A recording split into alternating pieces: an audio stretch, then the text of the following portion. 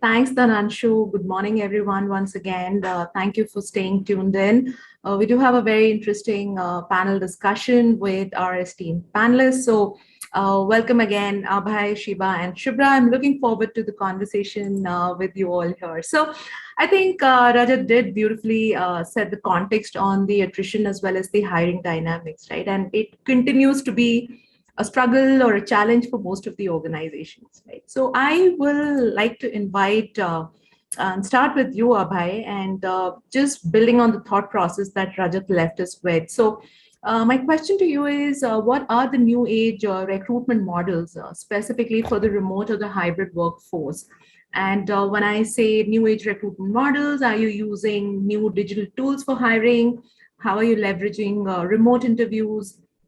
Any digital assessments, maybe even imparting newer skills which are essential for the recruiters to hire a remote workforce. So, what are the future trends on hiring, and what are the new age recruitment models that you're leveraging, Abhay? Hey, thanks, Priyanka. I think it's a pleasure to be on this program. I think Rajat, I really liked Rajat's session. I think he did mention some of the out-of-the-box talent acquisition strategies. Of course, we do use a lot of assessment tools. And sourcing related tools like LinkedIn and HireChurl, these kind of tools for sourcing or even assessment to make better hiring decisions. But again, I mean, we all know it's a crazy market. Compensations are going through the roof. Attrition and offer declines, especially in the IT space, are historically high. In fact, on a lighter note, recruiters can't sleep well on Sunday nights because they're worried in terms of how many people are going to show up in the onboarding tomorrow. So it's a completely candidate-driven market, and I think it's going to remain the same for next probably at least 8 to 12 months, unless, of course, we see some global event like a third world war or some global major economic event. But I think it's going to remain that way for some time. I think apart from when we're talking about the new age model, I think there are three aspects which are really important in today's talent acquisition world. And I think globally, a lot of companies are investing a lot of their time and effort on these three things. I would call it like a three wheels for the talent acquisition. So these are brand, experience, and process. I think in today's talent acquisition market, I think the brand value or the brand recall value, as we'll say, is very, very important. What are your employees talking about your brand? What are your candidates talking about your brand? What kind of employee value proposition do you really bring to the table? I think in today's world of Glassdoor and LinkedIn, I think it's very easy for candidates to really find out what's going on in the company, and their decisions are based on that. I mean, if you really do a HR interview, people do ask questions in terms of they've read the Glassdoor ratings, they've read the Glassdoor reviews. So it's very important that from a branding perspective, you really put in some efforts. Coming to the experience, I think that's something which is also very, very important. What kind of experience are you giving to your candidates during the interview process, during their notice periods after they have accepted their offers, and during their onboarding? At least we at NICE, we do a lot of trainings in terms for the hiring managers and recruiters to sensitize them that they need to really put their skin into the game, because hiring managers are equally responsible for the candidate experience. And we always need to remember that the way we are evaluating the candidates are also evaluating us. And finally, on the process side, I think the process today has to be very, very agile. We cannot hire the way we were hiring 2 years back. It's a very different world today. It has to be really, really fast in terms of decisions. I mean, gone are the days where we're going to take 2 weeks or 3 weeks to roll out the offers, and the candidate will be gone, because typically candidates are dating at least 5-6 companies simultaneously. But again, at the same time, we also need to have a very thorough check on the quality of hire, because in this all hustle of hiring, a lot of hiring mistakes can happen, and that will increase your infant mortality rate. So at least at NICE, we have developed our own framework, which is like a structured interview framework, which is based on the competencies that we feel that are necessary for to be successful at our company. Similarly, I think every organization should have their own frameworks and really make sure that in this all hustle, we don't end up hiring the wrong people. I think that's 2 cents from my end. Thanks, Abhay, and I really do hope the World War III just doesn't happen. True. Yeah. Absolutely. But I quite like the idea that you just mentioned, that between the candidate and the employers, it's really become a two-way street, and there is such a beautiful, equitable distribution of negotiation and bargaining power on both the sides. So thank you for that perspective, Abhay. And now I'd like to invite Shubhra into the conversation. And Shubhra, my question to you relates to internal mobility. And what we have seen, and as Rajat also pointed out in his keynote, that internal mobility in form of career pathing interventions for filling your talent gaps has in fact been very effective for some of the organizations when it comes to achieving their hiring targets. So is there a concerted effort around internal mobility in your specific organization? And if so, can you share some of the highlights of this process, please? Sure. Thank you, Priyanka. So I think a couple of things, right? So I think as I was listening to Rajat, internal mobility, firstly, is not only something that's coming as an important tool from filling the positions from a hiring perspective, but I think it is the foremost tool available for us from a retention perspective. And why I say that, if you just look across your studies or even across, most candidates, a large percentage, right, 40 to 50% of employees are looking for a better opportunity. And in a and if that is not capitalized for internal talent, then I think that's a huge miss out. So I think this is something that we are very, very actively driving at TI. Couple of things that I think we are putting concerted efforts. One, I think, is a low-hanging fruit, which I'm sure all the organizations do, is really communicating, publicizing what are all the open positions that are there. And we're not just restricting it, only to junior positions. Even if we have a manager opening, we're actually, communicating and sharing it with all employees. And, interestingly, we have had some people who've applied from different teams whom we were not expecting. So one low-hanging fruit is definitely communicating about the positions. I think the second thing is that we have gone and put a commitment that if there is any senior, a certain band and above position that we want to go externally, we will want to put in all the efforts to fill that externally. So we're kind of internally before we go and hire externally. So we're kind of putting that as a gating. And what that happens is that what it allows us to do is to go look at talent across multiple teams, and go and probably sometimes challenge ourselves that why can't that role be given to somebody internally. I think that has resulted us in actually giving promotions and opportunities for our internal talent first. I think the third thing which we have started driving is really these very authentic, honest, and challenging conversations with supervisors involving their skip managers and HR about really trying to understand what does an employee want to do. I think often we realize that supervisors, for the right reasons, right? A manager would always want to believe that the employee wants to be in my team and what I'm giving him or her is the best opportunity. But sometimes we miss asking, hey, what do you really want to do? And this is something that we discovered in our exit interviews, that people wanted to move to a different kind of work, talked about it to their managers. And what the manager intuitively doing, trying to bring that person in. Maybe the answer was, right somewhere else. So we are having these proactive mapping conversations with what are the aspirations of the individuals, and how do we then use the next 90 days to kind of map them, move them to those roles. So I think these are things that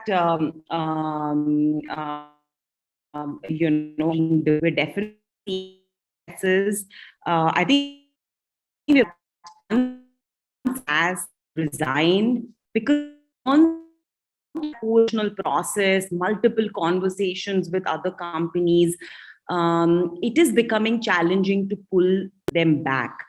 And hence our best bet is to have these proactive career moves and giving those opportunities to internal talent. So Priyanka, this is something that Thanks, Shubhra. I could definitely hear your perspectives, and if I may just request you to perhaps change the Wi-Fi network, because we could just hear you in bits and pieces. But I did get the essence of what you were trying to convey, that at your organization, TI, you have a internal mobility first, internal talent first approach, and I do see that in parallel there are questions being raised by the audience, and if I may also request our panelists to on the side also respond to the questions. So there is a conversation on the side from Suriti, where she's asking Shubha to respond on the percentage of employees that you ideally allocate for purpose of internal mobility. So I'll move on to the subsequent conversation while you all can please keep responding to the chat. So I'll invite Shiba you into the conversations, and we're seeing a trend unfold where every organization now wants to take a very data-driven approach if they have to really capture insightful information that helps them to optimize for their recruitment process. So for example, Abhay just alluded to improving the entire talent pipeline, the recruitment process or the funnel itself with use of agile processes. So can you also highlight some of the practices specifically around data which have helped you to streamline your recruitment process in your organization, or maybe even an industry perspective would help there? Sure. Thanks, Priyanka. Thanks for the question. Yes, I think data is a very interesting topic to talk about. To share my views, hiring, I think, has taken a front stage, especially from the time of pandemic, and we all working from home. I think attrition has spiked up drastically, and on the other hand, we're saying hiring has become more dramatic due to its complexity. We already have many organizations who increasingly rely on automations, HR analyticals, and are also focusing on data-driven recruitment. Data has been a source of information and solution from a very long time. So it's not something very new, but there is a new trend where we are focusing a lot on data metrics as one of the newest recruitment trend. Many hiring plans and decisions are based on the data. Sources of this data may include like the internal technology tools, or for that matter, the recruitment marketing platforms. The proper use of HR analyticals will definitely enhance the number of key hiring metrics, and this includes like the quality to hire, the cost to hire, the time to hire. It also includes measuring the skill gap analysis, the workforce planning, the assessments, engagement, and retention, which is an overall focus of the organization. As one of the speaker was talking about, artificial intelligence has penetrated the HR hiring environment already. Yes, talking about my organization, BMC, we do also extensively use data to take decisions of how to hire, where to hire, and when to hire. One of the important avenues which we have is the LinkedIn Talent Insight. It empowers the talent acquisition professionals to make confident business hiring decisions based on data-driven insights. It also allows us to recruit and manage talent more strategically. For us, it is used to provide the recruiters, our hiring managers, our leaders with insights which is regarding market trends, the candidates' availability to a particular skill or technology, the target audiences. Other than the LinkedIn Talent Insight, we also have a system which is called as Avature. Avature is as you all must be knowing, it's a highly configurable enterprise SaaS platform for talent acquisition and talent management. It's a application tracking system which is integrated in our organization with Oracle. And it is being used by the recruiters, our hiring managers, and our leaders to, of course, find insights regarding the recruitment processes. It helps us to, identify the gaps, the blocks, and initiate the recruitment strategies. We use this very extensively for each position end to end. One of the very important element to it is it also helps us to create a good employee experience. I remember Abhay mentioning that we cannot wait for 2 weeks for a candidate to get an offer. So this helps us to quickly look at the candidate, look at the selected one, and put the offer in front of the person. The system analysis also helps us to track the SLA of each position which we are raising, which helps us to also improvise the process proactively. It gives us dashboards not only for the external hires, but also for positions which are raised through referrals, through internal hires. Okay, so for us, it's like a one-stop shop for us with regards to hiring and, for that matter, building the recruitment strategy. Other than that, we definitely have the periodical recruitment reports and presentations, which we do send it to our business leaders on a periodicity of monthly, quarterly, and annually, which is a summary of all the recruitment trends, which is evaluated by the TA as well as the business leaders, so that we are able to really look at what are the areas we need to focus for our future hires. Other than that, we also have the recruitment matrix, especially focusing on the volume of hires, the time to hire, the hiring sources for that matter, which helps us to ensure that we are increasingly improvising the effectiveness of the recruitment process. Additionally, for FY23, we are wanting to focus towards, again, data to analyze our early attrition, because we do agree that though we are hiring people, there are a set of people who are leaving within 1 year span. And to understand what is the challenge because of which this is happening, we are working on focusing this, platform where we will be able to rebuild the hiring strategies to bring more stable employees for that matter. We are also looking at creating a source of measuring the success matrix, because it's a journey. I think hiring getting converted to, from a resume to an offer doesn't end there. It's from an offer to a joining, and for that matter, from joining to, the performance within the organization. So be it, the success matrix from a technology role level, we are further wanting to look at it. We are also building a candidate survey so that we can hear from the experience of the candidates, even if they are rejected or selected, and based on which we are able to we will be able to relook at our hiring process, because we do believe that candidate experience pertains to the total perception of a candidate about the organization's recruitment process. Hence, analyzing the status via data helps us to improvise continuously, and of course, very most importantly, build the company brand. So this is it from me, Priyanka. I hope I answered your question. You did, Shiba, and some great perspectives there. I really like the thought that recruitment is a journey, and it's not just ending at the point of joining. It's an ongoing journey to the point of actually bringing an employee up to speed in terms of their performance itself. So Shiba, with this thought in the background, I'd like to ask you a completely pivot the conversation to a different topic itself, and that's the returnship programs. And we do know that returnship programs have made a huge comeback, and every other day there is the news of an organization announcing returnship program for talent that has been on career break, and a large part of these programs, of course, are geared towards bringing women employees back into the workforce. So I want to ask you a very candid question: that what's your view on using returnship as a channel of sustained hiring? Is that really feasible in the long term? Can organizations really tap into this talent pool if they have to meet their hiring targets? Normal situations of working from home, virtual. Great. So I think, Priyanka, this is a very interesting question because we do talk about innovative way of hiring.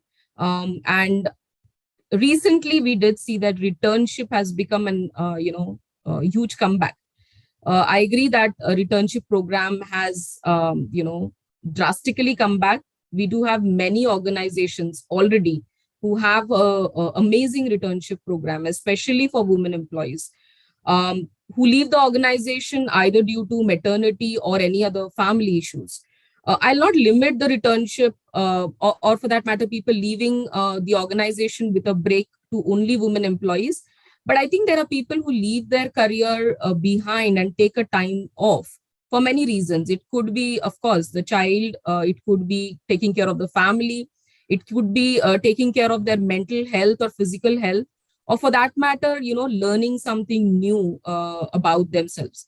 So until few years back, in case these employees, after a point of time, wanted to come back, they did not have much avenues which the organizations were offering. For that matter, the organization did not have the mindset to invest on such innovative hirings. This was leading to demotivation, low confidence. In turn, many organizations, for that matter, were missing hiring back the potential people. But in this dynamic situation of complexity of hiring and its challenges, like attracting and engaging the right candidates, faster hiring, attracting diverse people, the talent acquisition team needs to strategically think and innovatively build platforms to encourage or attract the talents back in the organization. I think one of the most important one is a returnship program. Past employees definitely have an advantage of knowing the organization and its culture. Likewise, we also have an access to their information and performance history. So I think it's more of a win-win situation. Both the parties have a benefit. Like the employees, or for that matter, the people who come back, they are motivated. They have a better well-being and financial stability. And of course, it boosts their employee morale. On the other hand, the organization, they do see that hiring back an experienced person, they don't have to spend much time on the learning. It definitely, very importantly, improvises our diversity and inclusion. It creates a right talent pool for that matter. And it also helps us to upskill and retool the talent to take up new challenges, which will help them to retain the good talents within. And very importantly, it also build a good company culture, right values, and of course, again, the brand which we are going to create for the organization. But it's not a very easy journey because the companies have to be very sensitive in managing this overall program efficiently. Because considering that they're coming back after a decent break, either they would be in a shock of how am I supposed to expect to myself technically and using certain technologies. So for that matter, you should not be surprised that people who are coming back after a decade, for example, may not be even very comfortable using the newest chat systems which we have when we are with regards to the collaboration with their colleagues. So I think it is very important that the employers should provide them with extra training, mentorship. They should assign and experienced leaders to guide and mentor them. And of course, the companies needs to have a strong support system for such employees through either skill up programs, mentorship components, create a support system, wide opportunities, very importantly, flexibility, adaptability for full-time and part-time opportunities, because most of the organizations may not be comfortable with it. I think returnship is an important, not only for employees. Of course, it is important for employers because it provides people to come back to their careers. Okay, but for the company, they can hire a large pool of candidates from the diverse experience.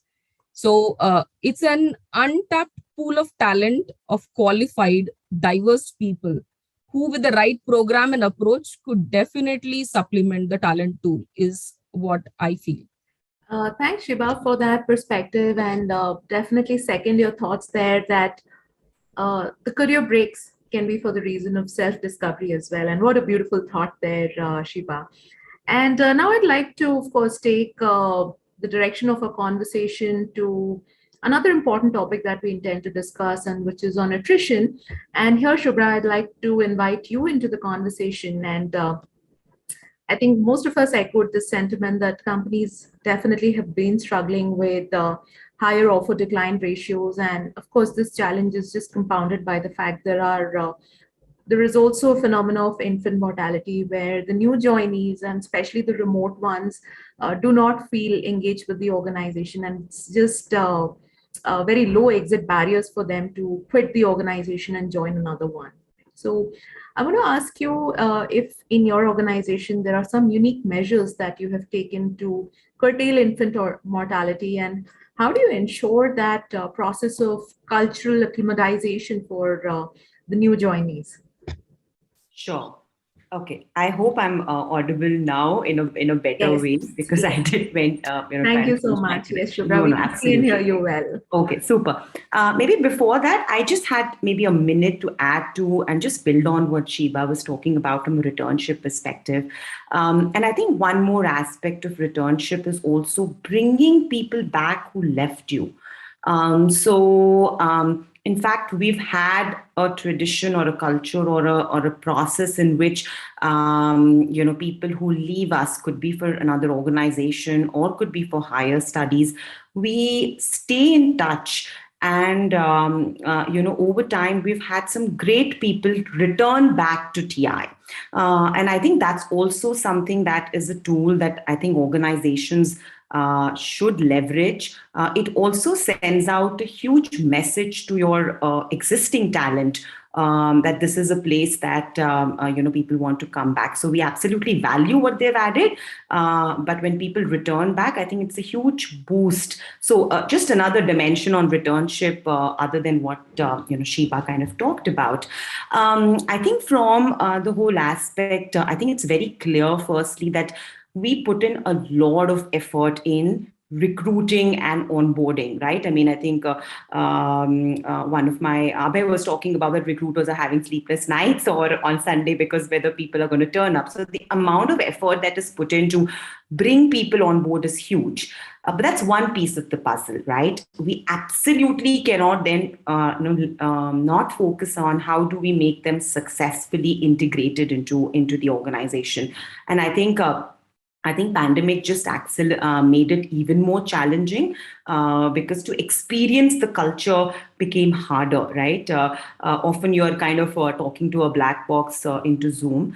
So I think this is something that we realized sometime last year, because we were hiring a lot of people, and I think as a culture, we are very in person. We like to go for these coffees, and a lot of technical discussions happen into just walking into somebody's desk. So I think we did a lot. And when we were telling people, we were saying, hey, TI is a very open culture. We like people. There are no hierarchies. Now it's one way to talk about it, but how do you actually make it real?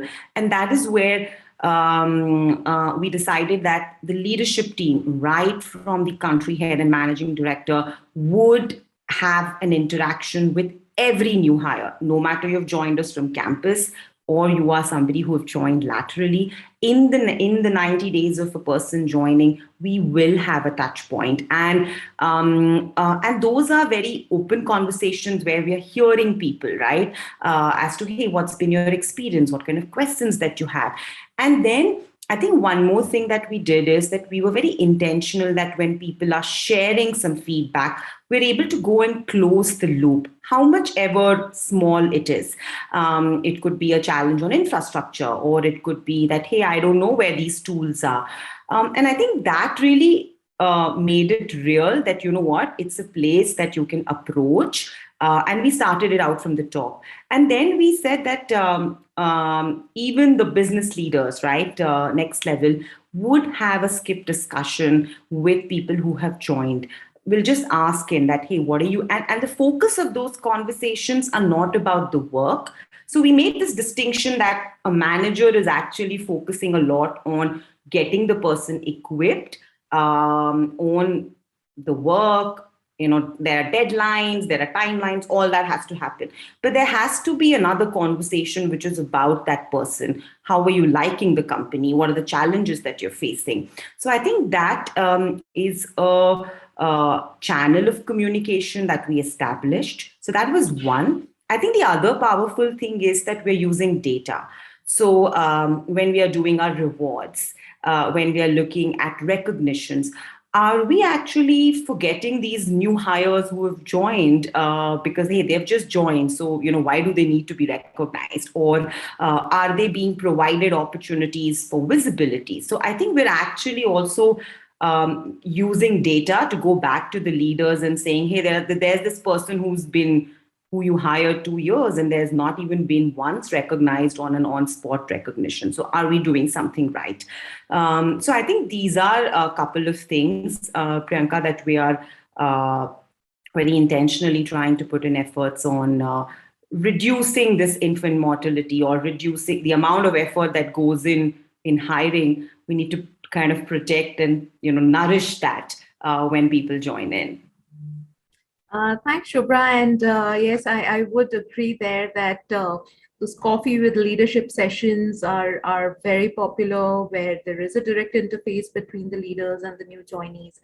And I also like that best practice of taking a very concerted, intentional stand towards ramping up the new joinees, both in terms of the performance as well as just doing a pulse check of how are they settling into the organization. I think those are little things, but they go a long mile in curbing infant mortality. So great thought there, Shubhra. And now I'd like to go back to you, Abhay. Some retention measures for top performers is what I would like your perspective from.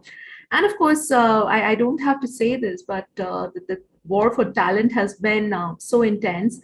And where the companies have felt the heat is specifically for in terms of losing their top performers, and that's that's something which none of us actually desire. But did you experience attrition of top performers? And if yes, what are some of the best practices that you actually capitalized on and which helped you to reduce the top performer attrition? Sure. So I think, you know, one thing we need to keep in mind is with dealing with millennials and Gen Z, where they're not here for 20 years of career. They're going to keep asking you in terms of what's next for them. So at least for us at NICE, the top talent attrition is really looked at very, very seriously. We do have a very solid plan in place in terms of curbing the top talent attrition. Typically, if you look at the main reasons for top talent attrition, first, I think the major part there is the growth opportunities, followed by compensation, and followed by recognition, or as Rajat said earlier in his session, sense of ownership. So I think the company needs to have a very solid program around addressing these key reasons. So growth opportunities need to really invest in the learning and development of these top talent employees. As Shubhra also mentioned, it's internal mobility or giving them internal growth opportunities is a very, very effective retention tool. So are we creating enough opportunities for them internally? Are we creating right kind of mentorship programs? Maybe some of the leaders can really mentor some of the top talent folks. We do all that in NICE. Compensation. If we say that they are our top talents, they need to be really paid differently. It can be a combination of different things: salary, equity, retention bonuses. Finally, coming to recognition, I think how do we really make them feel valued? in the organization? How do we create those recognition opportunities? I think we've been implementing this program from past several years at NICE. It's working really well for us. So till the time organizations really take it seriously and invest it over a long period of time. I mean, you cannot really wake up when the Great Resignation starts and then you suddenly start, caring for your top talents. I think it has to be a continuous process until the time you're addressing growth, compensation, and recognition for the top talent. I think the program will really work well for you.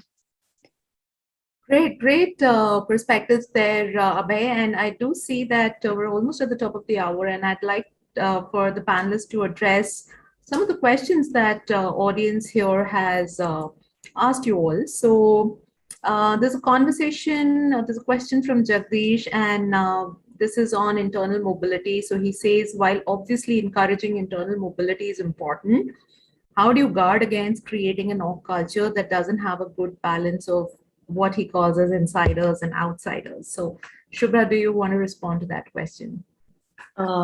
Maybe just a clarification to Jagdish. The whole insiders and outsiders is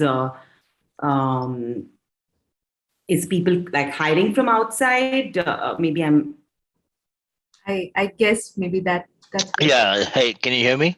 Yes, Jagdish. Yes. Yeah. Basically, when you mentioned that we want to try and encourage roles to be filled up with positions, I mean, with people from within the organization, so that there is career mobility, etc., as compared to hiring from outside. So yeah, that's what I mean when you are trying to fill up positions. When you choose more insiders than outsiders, then you may end up creating an organization that essentially is not getting in any sort of new ideas from outside. Sure. Okay, perfect. I think, as I said, so our strategy is that for a certain band and above is where we kind of go, which is really our, leadership minus up to 3 levels, is where we are very, very intentional that these are the opportunities that we want to bias towards, giving from an internal talent perspective. And when I say, I think somebody asked me, what's the target? I would say I always start with 100%, but if I get to 80%, that's a healthy number because of exactly what you said, that you don't want it to be not having the, a leeway to bring some good talent from outside. I think on the other side, when we look at what we define as early career employees, I think that's where we are very, very open and balanced to bring people from campus, to bring people from other organizations, because our data says that that's probably a place that we can bring people new ideas and at the same time give them successful paths. So I think it's really kind of tuned to what is your talent strategy, right? I mean, at what places do you want to bias it towards internal talent, and at what places do you want to have a healthy mix? Thanks, Shubhra. And Shiva, there's a question for you. And the question is, any specific themes you try to gauge in the candidate surveys that your organization conducts? Yeah, as far as the candidate survey is concerned, this is a target for FY23. So we did realize the need of having a candidate survey because we are rigorously hiring. Okay, and as we were talking about, candidates' impression is the best impression for creating an employer's brand with regards to the hiring market. As of now, we have not started working on specific themes, but of course, we want to catch the entire journey of a candidate from the time he's been shortlisted for a resume, or for that matter, connected for a conversation.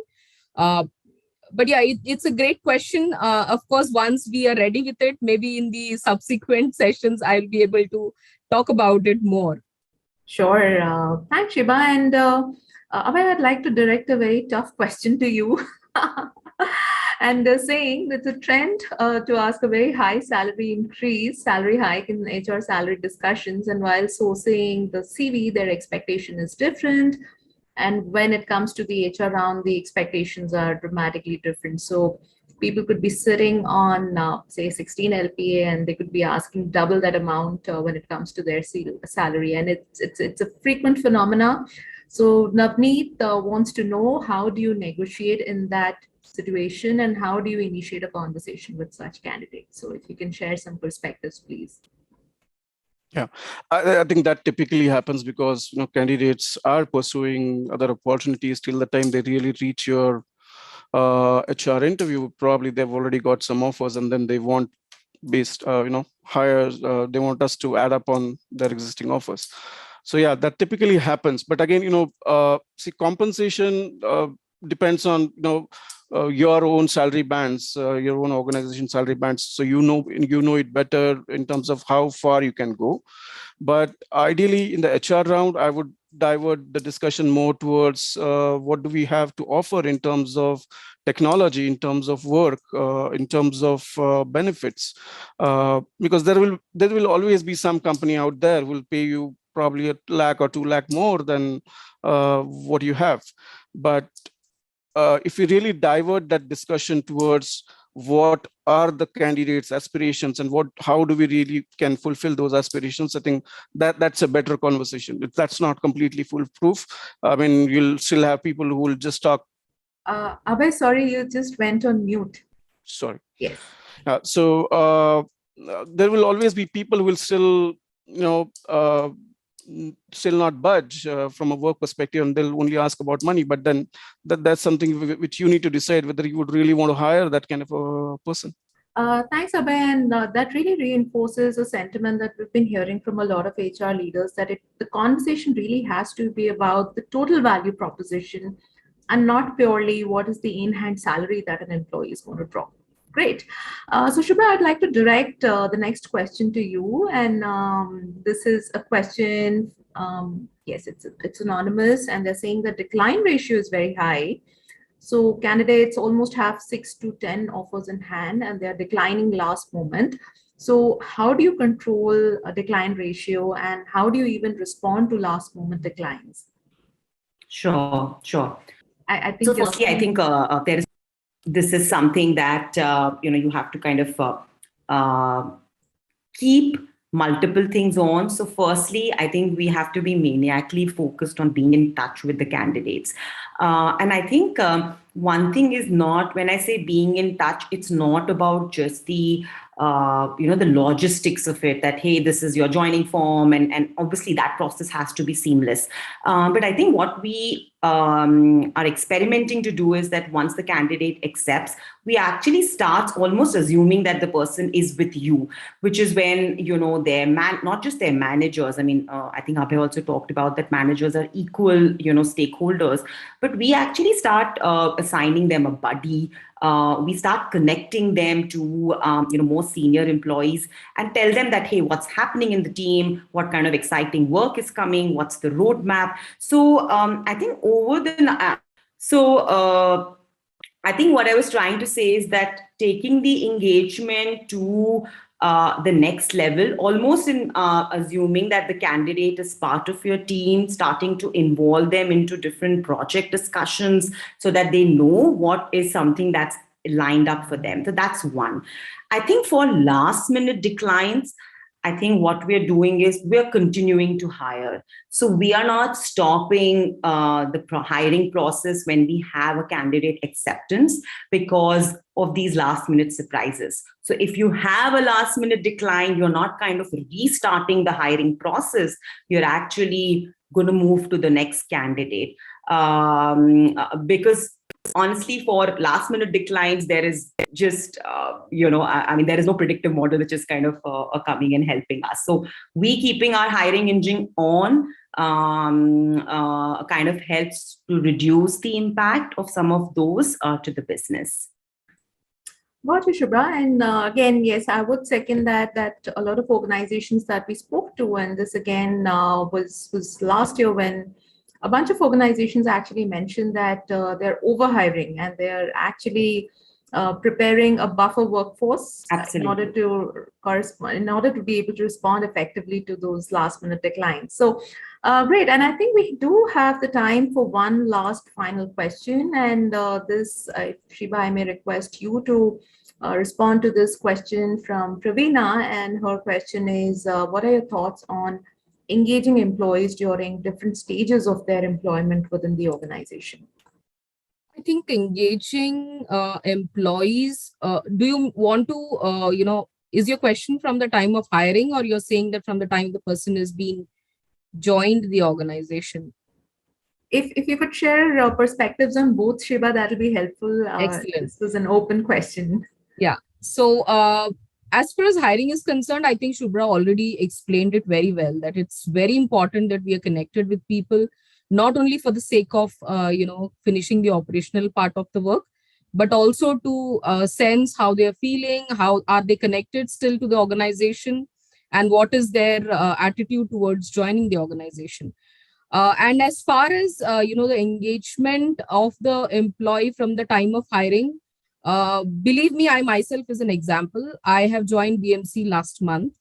I'm already engaged in a lot of things. So I think the motivation to be in the organization starts from the day one. And it's very, very important that you start engaging your, employee from the day one. Because that's the duration of the first 6 months is very crucial, where the person is not stable when it comes to the organization's culture, values, people, interaction system, technologies. So I believe that every stage of the person being in the organization, be it from the day one, at whatever level, engaging the person is absolutely important. And every organization needs to think to have this engagement program on a periodical basis. Thanks, Shiba, for that perspective. I know we're at the top of the hour, and let's spice up this conversation a little bit. I'd like to introduce a rapid fire question to all the panelists, something along the lines of coffee with Karan. And the question may be starting with you, Abhay, first. And you're only allowed 2 seconds to respond to this question. You can respond via one word or one sentence. So my question to you, Abhay, is that to curb attrition, organizations must value the employees. Perfect. Over to you, Shiba. That was a good opportunity for me, by the way. Keep the employees connected. Over to you, Shubhra. I think do everything to make them feel part of the organization. Brilliant. All right. So aspects of inclusion, aspects of rewards, just staying connected, great perspectives from each one of the panelists here. I know there are many more questions on the chat, but in the interest of time, we will be responding to those questions over email. And I'd just like to thank all of you all as the audience, as well as the panelists, for a wonderful conversation today. I think some great takeaways for our audience today, and let's continue to build on this conversation. For the audience which is logged in, should you have any perspectives, any questions further beyond this discussion, feel free to write into us at insights@zinnov.com, and we'll make sure that you have a response from our end. Thank you again, Abhay, Shiba, and Shubhra, for that very enriching conversation, and look forward to staying connected. And thanks once again, everyone. Take care and bye-bye. Thank you. Thank you. Thank you so much.